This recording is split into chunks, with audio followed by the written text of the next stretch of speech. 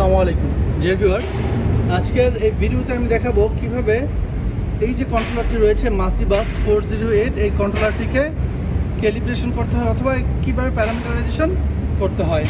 তো প্রথমে যদি আমি বলি যে দেখেন,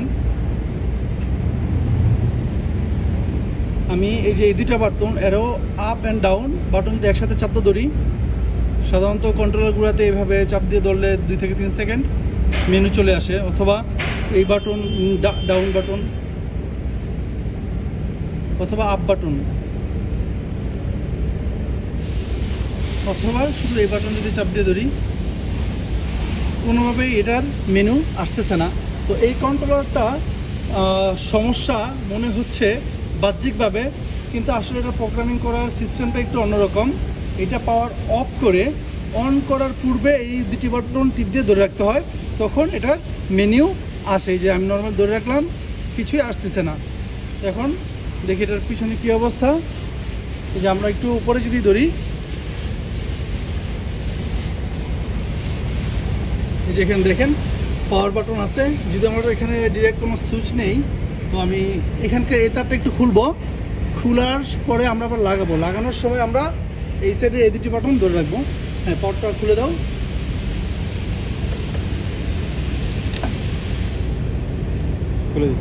খুলছো? ওকে, আমরা এখন এখানে দেখি, আমি এই যে এই দুটো বাটন এরো আপ ডাউন একসাথে চাপ দাও ধরে রাখবো, লাগাই দাও। এই যে পাওয়ার লাগাইছে, সাথে সাথেই আমাদের এই যে ইনপুট চলে আসছে। এখন ইনপুট আমার কী আছে সেটা দেখার জন্য আমি যদি চাপ দেই, এই যে এটাতে চাপ দেওয়ার সাথে সাথে আমাদের ইনপুটের সিলেকশন চলে আসবে। এই যে এই রাউন্ড বাটনটি আছে, এটাতে আমি যদি চাপ দেই, এই যে আমার আছে 0 to 5 ভোল্ট। আমরা চাইলে এখান থেকে পরিবর্তন করতে পারবো, যে 1 to 5 ভোল্ট অথবা thermocouple R type, T type, Y type, বিভিন্ন আরটিডি। তা আমাদের দরকার হলো 0 থেকে 5 ভোল্ট। আরও আপ ডাউন বাটন দিয়ে আমরা এটা সিলেক্ট করতে পারবো 0 to 5 ভোল্ট। কিন্তু আমরা আসলে 0 to 5 ভোল্ট ব্যবহার করবো না, আমরা ব্যবহার করব 0 to 20 মিলি অ্যাম্পিয়ার। তো উপরে যে আমাদের দেখাই, এই যে এখানে যদি দেখেন, আমরা যদি মিলি অ্যাম্পিয়ার ব্যবহার করতে চাই, যে এখানে লিঙ্ক মানে এই যে থার্মোকাপল আর এর মধ্যে আর এসি, এই তিনটির মধ্যে দেখেন আমাদের একটি তার এখানে লাগাতে হবে, আর এখানে একটি লিঙ্ক থাকবে। আপনারা ওয়ারেন্টি যদি দেখেন, যে এখানে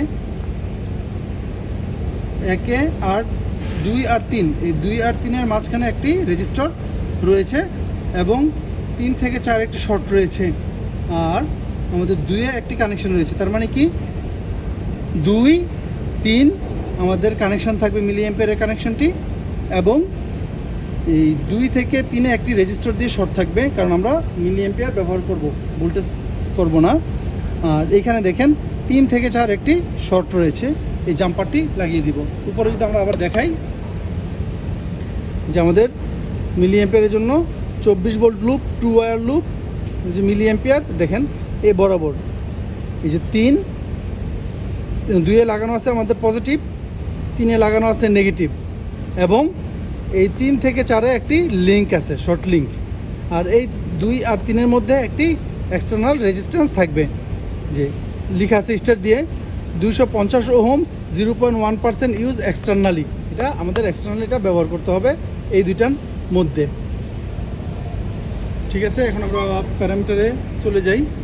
আমাদের আবার পূর্বের ডিসপ্লেতে চলে আসছে, আমরা অনেকক্ষণ সময় নিয়ে নিচ্ছি এখানে। তো আমরা আবার সেম কাজটি করব। পাওয়ারটা অফ করো।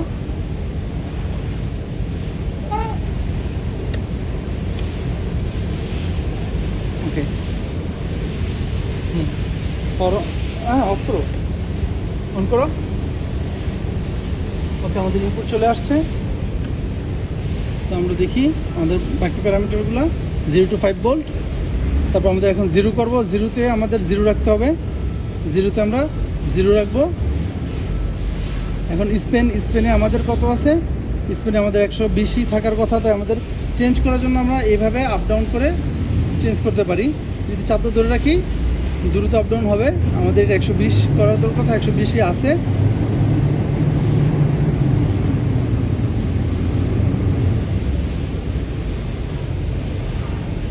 তারপরে যে ডেসিমেল পয়েন্ট, আমরা ডেসিমেল পয়েন্ট মানে কত ঘর পরে ডেসিমেল থাকবে, তো আমাদের এভাবে থাকলে হবে।